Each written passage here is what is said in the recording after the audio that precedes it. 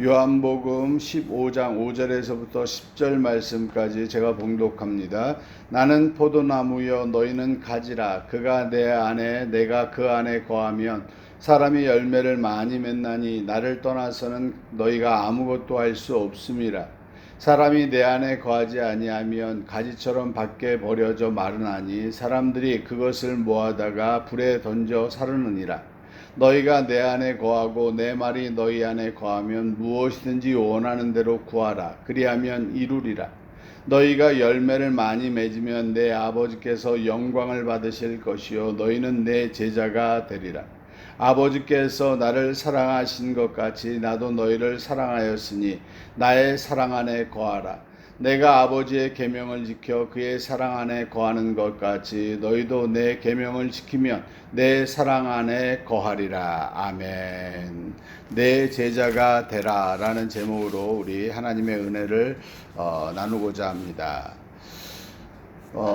제가 한 가지 예화, 이거 실화예요. 실화인데 순천에 가면은 그 진돗개 전도왕이라는 분이 계세요. 그분이 얼마나 진돗개 전도왕이 유명하냐면 한 번 물면 놓질 않아요. 한 번 전도하겠다고 딱 작정하면 그 사람은 무조건 전도되는 겁니다. 근데 이분이 어려서부터 예수를 잘 믿고 뭐 그런 분이 아니에요. 50대 초반이 지나서 50대 이제 중반이 들어서서 교회를 처음 갔어요. 가족들은 교회를 계속 다녔죠. 50대 중반이 돼서 교회를 처음 갔는데 하나님이 역사하셨는지 처음 딱 갔는데 그 교회에 사람들이 몇 명 안 앉아 있는 게 너무 그렇게 가슴이 아프더라는 거예요. 그러면서 자기가 기도를 했대요. 하나님, 내가 여기를 가득 채우겠습니다. 라고 기도를 했다. 그러고 나서 그분이 군청의 과장이었는데, 그러니까 그때 당시면 순천군인가요? 순천시인가 하여튼 시의 과장이었는데, 그 다음 날로 가서 사표를 내고, 어머 소리가 나오죠? 예. 사람들이 다 미쳤다고, 저 사람 왜 저러냐고, 이럴 정도로 사표를 내고, 그날부터 전도를 하기 시작해요. 그래서 그 첫 해부터 그분이 진돗개 전도왕이 돼서 전국의 교회들을 돌아다니면서 집회를 하기 시작해요. 물론 그 교회를 가득 채웠죠. 당연히. 그냥 그분은 무식합니다. 못 배웠다는 무식이 아니에요. 뭐 이렇게 조리 있는 말로 설명하는 게 아니에요. 내일 교회 나와. 약속하는 거야. 그럼 그 집 앞에 가서 기다려요. 옷도 안 갈아입고 있는 사람한테 방에 들어가서 옷 이거 입으라고 해서 강제로 끌고 옵니다. 앉혀요. 그리고 예배 드리게 합니다. 그런데 하나님은 그 사람에게 역사가 일어나요. 그래서 하나님을 만나게 해요. 여러분, 우리가 생각할 땐 설명도 해야 되고 하나님을 알려줘야 되고 이러는데요. 하나님께서는 열매를 맺게 할 땐 그렇게 하지 않으세요. 여러분 잘 보십시오. 어떤 나무가 이렇게 있는데요. 그 나무에다 적 붙일 때 나무를 자르고 가지 상처난 부위에다가 적 붙이는 나무를 갖다 붙입니다. 그리고 그걸 이렇게 싸매주죠. 근데 여기에 싸매준 상태에서 이 나무에 있는 생명이 글로 들어가지 않으면, 이 영양분이 들어가지 않으면 이 나무는 붙어 있다가 금방 떨어져요. 묶어놓은 걸 뜯어내면 그냥 툭 떨어져 버립니다. 그런데 이게 접붙임이 잘 되면 묶어놨던 걸 풀러도 어떻게 돼요? 그대로 살고 그게 또 영양분을 쪽쪽 빨아들이기 시작하면 이 나무 가지가 굵어지면서 거기에서 또 귀한 열매를 맺습니다. 이해가 되십니까? 여러분들 오늘 이야기하고자 하는 게 그거예요. 우리는 예수를 오래 믿었기 때문에 내가 믿음이 좋다라고 이야기를 하지만 실제로 믿음이 좋고 안 좋고는 우리는 알 수 없어요. 하나님만이 아시는 거예요. 하나님은 우리에게 일주일에 한 번씩 예배를 드리게 하십니다. 그 예배를 드릴 때 우리에게 하나님께서 말씀을 주셔요. 그 말씀이 나에게 생명이 되면 그 생명이 됐던 말씀, 그날 감동됐던 그 말씀이 나의 목표가 돼야 돼. 그래서 그 목표를 향해서 나가야 된다는 것입니다. 이 박 장로님은 재밌는 건 교회를 처음 나와서 그냥 첫날 감동이 돼서 그 감동대로 살아서 십몇 년, 거의 18년, 20년 가까이를 그렇게 생활하고 있는 분이죠. 지금도 집회를 나가시면, 뭐 요번에도 제주도에서 집회하시는 걸 보니까 뭐 열정적이세요. 그런데 그분이 뭐 말을 예쁘게 한다든지 말을 뭐 좋게 한다든지 성경 구절을 많이 그게 아니에요. 어떨 때는 막 이야기하다가 욕도 막 나와요. 육두문자도 나오고 막 이렇다 그러고 막 목사들 욕도 하고 막 이렇게 해요. 그런데 사람들은 거기에 공감을 해요. 왜? 그 안에 뭐가 있기 때문에? 하나님의 생명이 있기 때문에. 여러분들 그 식당 중에서 치고 이게 지방에 가보면요, 욕쟁이 할머니 식당들이 가끔 있어요. 그게 한 명만 있는 게 아니에요. 지방마다 있어요. 근데 그 식당에 사람들이 좀 많아요. 왜? 그 할머니의 음식이 맛있기도 하지만 또 뭐를 들으러? 그 욕을 들으러 가는 거예요. 왜? 자기 옛날에 어렸을 때 할머니가 자기한테 해줬던 욕, 이름이 연병할 놈의 새끼 이렇게 했던 그 욕, 그 욕이 그리운 거예요. 그 왜? 그 안에 뭐가 있기 때문에? 사랑이 담겨 있기 때문에. 사랑이 없이 그냥 욕하고 적대시하면서 욕하는 욕을 듣고 싶은 게 아닙니다. 똑같은 욕이지만 그 사람, 그 욕 안에는 사랑이 담긴 사람이 있고 악감정이 담긴 사람이 있듯이 우리가 전도하는 이 전도에는요, 정말 하나님의 생명이 있는 사람이 있고 인간의 마음이 있는 사람이 있는 겁니다. 그래서 오늘 하나님께서는요, 그 방법에 대해서 이야기를 하고 싶어 하시는 거예요. 자, 오늘 본문에 이렇게 나옵니다. 나는 포도나무예요. 아주 간단한 설명입니다. 나는 포도나무야. 근데 너희가 포도 열매를 맺고 싶니? 그래서 내가 너희를 갖다가 잘라서 가지치기를 해서 나한테 접붙였어. 가지치기 해서 접붙이는 건 누가 할 수 있는 거예요? 오직 하나님만이 하실 수 있는 거예요. 우리가 예수를 믿고 예배를 드린다라는 건요, 이건 다른 이야기 할 필요 없어요. 오늘 이 자리에 와 있다라는 건 누가 선택한 거예요? 하나님이 선택하신 거예요. 저는 이거에 대해서는 더 이상 이야기하고 싶지 않아요. 믿음은, 구원은 하나님의 절대적인 고난입니다. 이건 하나님께서 결정하신 거고요. 그 고난 때문에 우리는 예수가 믿어지는 거예요. 예수가 안 믿어지는데 교회를 나온다. 그것도 참 불행한 거예요.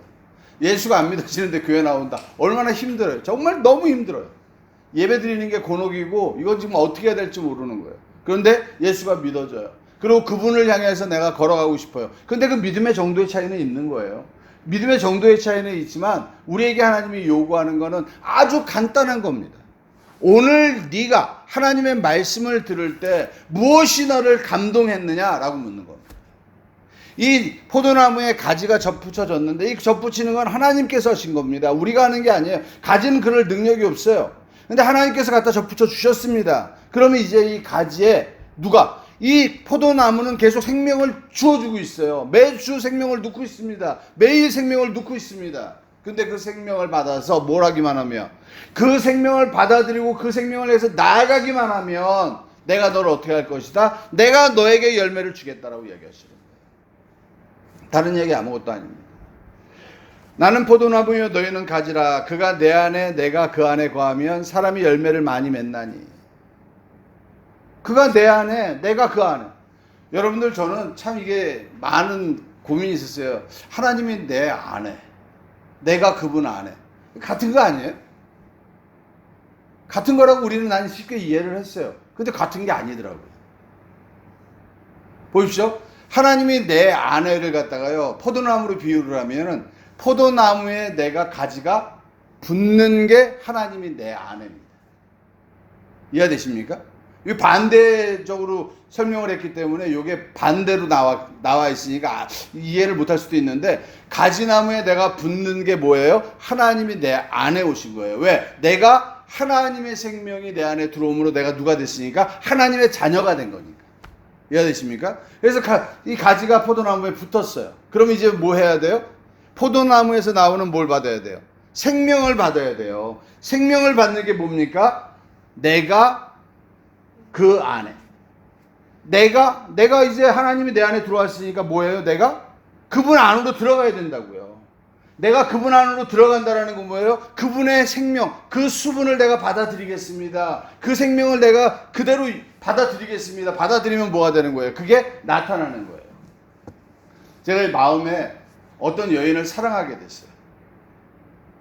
첫눈에 반했어요. 그래서 그 여인을 매일 보고 싶어요. 그래서 매일 봤어요. 근데 또 보고 싶어요. 그래서 헤어졌다가 또 가서 봐요. 집 앞에 가서 기다리다 봐요. 맨날 그런 행복한 삶을 사는 거예요. 우리는 그런 삶을 살면서 그게 힘들다고 생각하지 않아요. 왜? 내가 사랑하는 마음, 내 안에 이 사랑하는 힘이, 생명이 어디서 왔는지 모르겠지만 사랑하는 생명이 오니까 그 생명이 내게서 나타나는 건 당연한 현상입니다.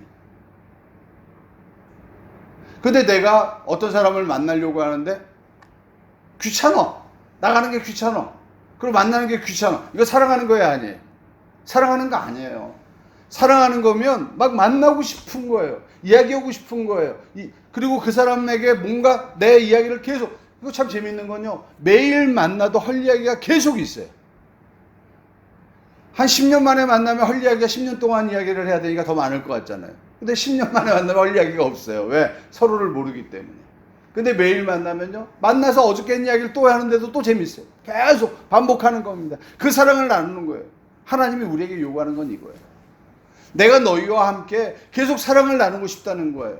내가 너희가 나한테 이 포도나무에 가지가 붙었는데 너희에게 내가 뭘 주고 싶다? 생명을 계속 주고 싶다라는 거예요. 내가 너 생명을 계속 주고 싶다는 거예요. 그러면서 가지에게 뭘 요구합니까? 네가 내 생명을 받았다면 뭐가? 네가 내 생명을 받았다면 뭐가 나와야 돼요? 거기에 열매가 나와야 된다. 열매가 나와야 되는 거예요. 그 열매에 대해서 성경은 이야기하는 겁니다. 그래서 여러분들이 오늘 성경에서 정말 여러분들이 제일 하고 싶은 게 그거잖아요. 무엇이든지 구하면 내가 들어주리라. 무엇이든지 구하면. 여기에서 사람들은 이런 이야기를 합니다. 내가 주님이 내 안에, 내가 주님 안에 들어가면, 그러니까 결국은 내가 하나님을 믿고 하나님이 말씀하시는 어떤 법 안에만 들어가서 그거에 대해서만 간구해야지 하나님은 들어주시는 거지, 내 욕심 이런 거 안 들어주셔, 그런 의미가 아닙니다, 여러분. 그거는 응답받지 못하는 사람들을 향해서 목사님들이 핑계거리를 만들어주는 거예요. 그거는 맞지 않습니다. 우리 안에 하나님의 생명이 들어와서 그 일을 행하고 싶어요. 그 일에 대해서 내가 강력히 이걸 내가 해야 되겠다라는 의지가 생겼어요. 그런데 그 의지를 이루기 위해서 내가 하는데, 그걸 위해서 내가 기도할 때는 내가 볼 때, 다른 사람들이 볼 때는 내 욕심인 것 같아 보여도 하나님께서는 그 응답을 들어주신다고. 돈을 많이 벌게 해달라는 게 사람들이 볼 때는 네 욕심이지, 너 잘 먹고 잘 살려고 하는 거지 라고 한다 할지라도, 하나님께서 나에게 주시는 그 말씀을 향해서 내가 그 말씀에 순종하기 위하여 달려가면서 열매를 맺기 위해서 달려가면서 하나님 앞에 간구하는 그 기도는 하나님이 들어주시겠다고 이야기하는 겁니다. 사람이 열매를 많이 맺나니 나를 떠나서는 너희가 아무것도 할 수 없음이라. 보십시오. 사람이 내 안에 거하지 아니하면 가지처럼 밖에 버려져 마르나니 사람들이 그것을 모아다가 불에 던지느니라. 불에 던져서 살라버리는 거예요. 그러니까 가지는 어디에 붙어 있어야 돼요? 포도나무에 붙어 있어야 돼요. 붙어 있으려면 뭘 계속 받아야 돼요? 수액을 계속 받아야 돼요. 수액을 계속 받으면서 이 가지가 자라나야 됩니다. 이 가지에서 열매가 나와야 됩니다. 만약에 내가 신앙생활을 하면서 그 상태에서 그대로 계속 있으면 상관없다라고 생각한다면 그건 잘못 알고 있는 겁니다. 신앙은 잘하는 겁니다.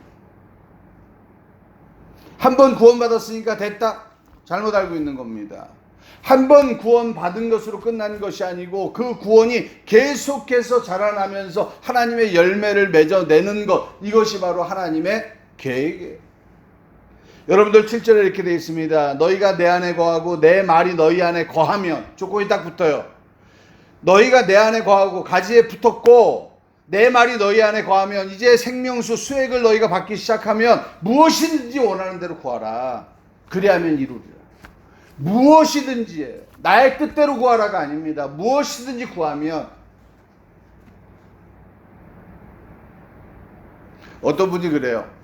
내가 우리의 가족을 구원하기를 하나님 앞에 계속 기도했는데 감동이 별로 없었어요. 근데 어느 날 갑자기 설교를 듣다가 감동이 확 와요. 아니면 예배 중에 감동이 와요. 찬양 중에 감동이 와요. 그래, 내가 가족을 위해서 전도해야 되겠다 라고 하면서 하나님 앞에 간절하게 기도합니다. 그리고 나아갑니다.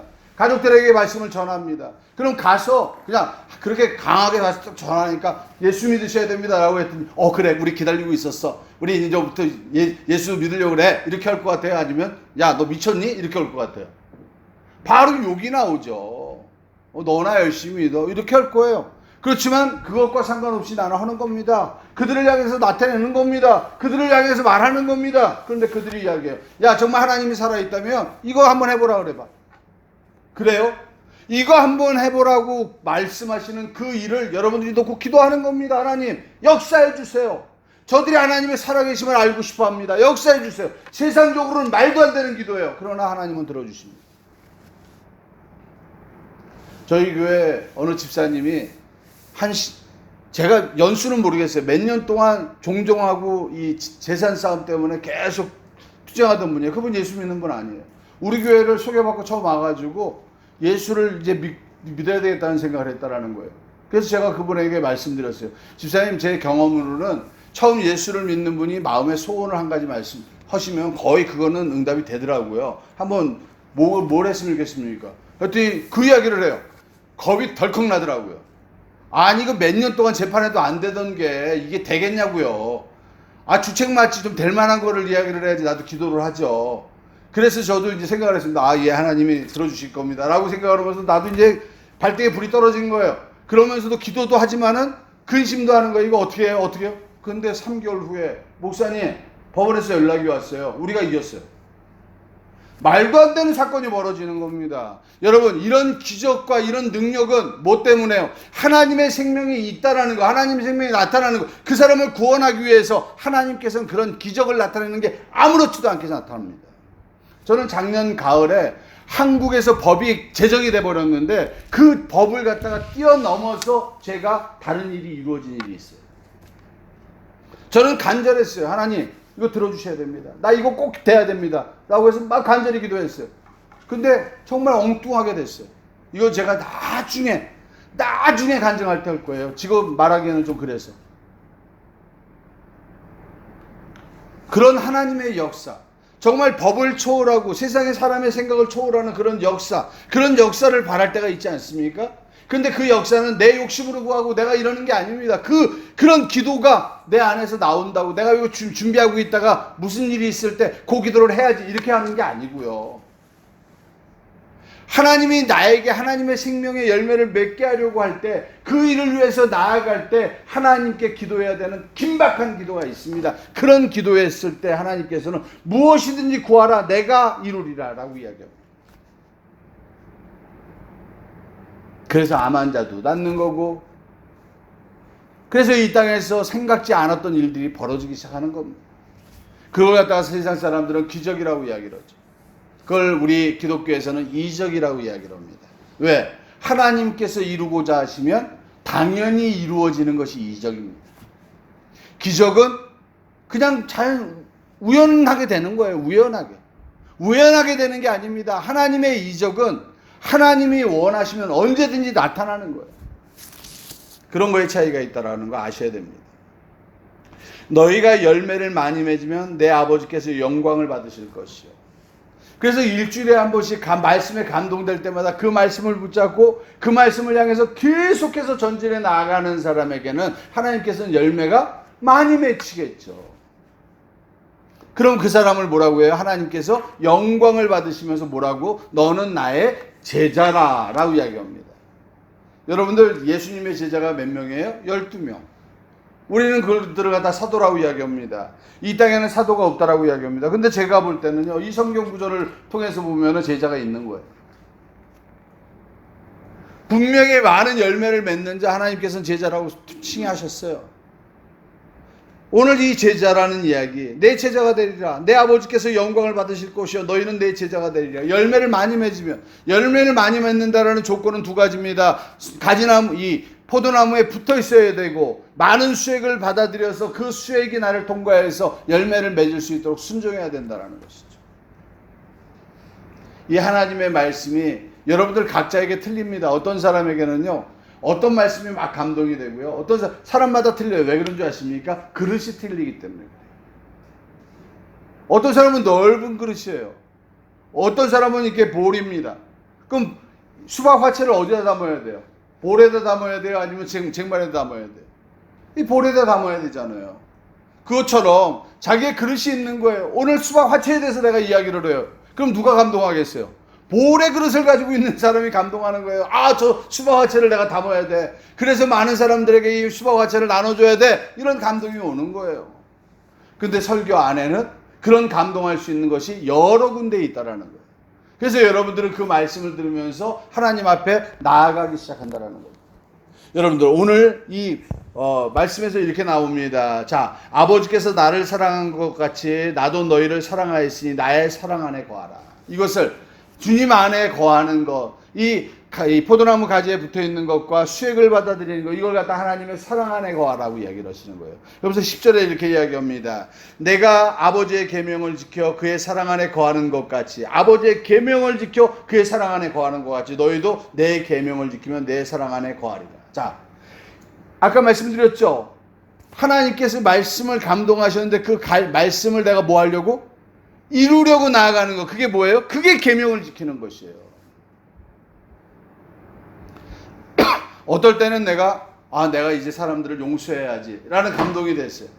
그럼 그 계명, 용서해야지라는 그 계명을 지키기 위해서 몸부림치는 거예요. 안 돼도 또 하고 반복하는 겁니다. 계속해서 이루려고 할 때 하나님께서 뭐예요? 너희가 내 사랑 안에 거하는 것이라고 이야기하는 것이에요.